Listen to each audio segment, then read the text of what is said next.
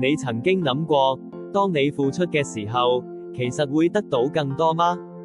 呢個聽落去可能違反直覺，但今日我哋將會深入探討一個源自聖經嘅古老智慧，佢徹底改變咗無數人對財富同生命豐盛嘅理解。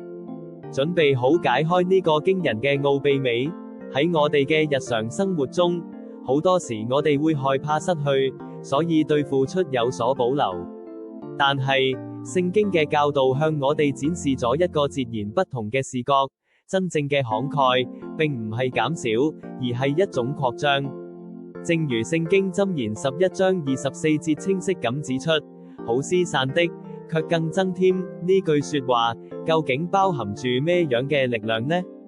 呢節金句唔單止係講緊物質上嘅給予，更係一種生命態度嘅體現。當我哋願意施予愛心、時間、耐心同埋鼓勵，我哋嘅心靈都會因為呢種付出而變得更加豐盛。滋潤人嘅，必得滋潤。願我哋都學習以感恩同愛去施予，體驗上帝奇妙嘅祝福，讓世界因為我哋嘅慷慨而變得更美好。